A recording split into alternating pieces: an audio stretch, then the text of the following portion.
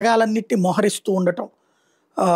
వాళ్ళకి సంబంధించినటువంటి సైనిక చీఫ్‌లందరితో కూడా తాజాగా వాళ్ళ యుద్ధ నిపుణుడు యుద్ధ వ్యవహారాల హెడ్ చర్చించడం. ఆ తర్వాతన వచ్చేటప్పటికి ఇంతవరకు 30 ఏళ్లలో ఎన్నడూ లేనంతగా మొబిలైజేషన్ చేస్తుంది అమెరికా అన్నటువంటిది అక్కడున్న నిపుణులు చెప్తూ ఉండటం. వెనిజులా మీద దాడి చేస్తుందా? లేకపోతే గనక ఇరాన్ మీద దాడి చేస్తుందా? అన్నటువంటి అనుమానాలు జరుగుతుంటే, రష్యా మీద దాడికి ఏమైనా వెళ్ళబోతుందా? అన్నటువంటి అనుమానం ఉంది. ఎందుకంటే బెలూరస్ అనేది రష్యాకి ఆత్మ లాంటిది. బెలూరస్, ఉక్రెయిన్, పోలాండ్ ఇవన్నీ ఒకప్పుడు రష్యాలో పార్టే యూఎస్ఎస్ఆర్‌గా ఉన్నప్పుడు.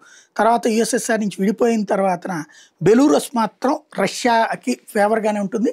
పుతిన్ చెప్పిన మనిషే అక్కడ అధ్యక్షుడిగా ఎన్నికవుతా ఉంటాడు. ఆ అధ్యక్షుడిని దించడానికి జరిగిన కుట్రల్ని పుతిన్ సైన్యాన్ని పంపించి మరీ చంపేసి దారికి తెచ్చాడు. కాబట్టి బెలూరస్ ఇప్పుడు పుతిన్ చేతిలోనే ఉంది. ఆ బెలూరస్‌లో ఉన్నటువంటి పోలాండ్ వాసుల్ని వెనక్కి వచ్చేయమని చెప్పేసి అత్యవసర పరిస్థితి వస్తుంది. మీరు ఇమ్మీడియేట్‌గా అక్కడి నుంచి వచ్చేయండి అని చెప్పేసి పిలిపించింది పోలాండ్. నాటో దేశాలు కూడా అట్లాగే పిలుపునిస్తున్నాయి. అక్కడ ఉన్నటువంటి యూరప్ దేశాల వాళ్ళు వాళ్ళ జనాన్ని వెనక్కి తీసుకెళ్ళిపోతున్నారు. అంటే సంథింగ్ ఏదో జరగబోతోంది. అంటే రష్యా మీద దాడి జరగబోతోందా?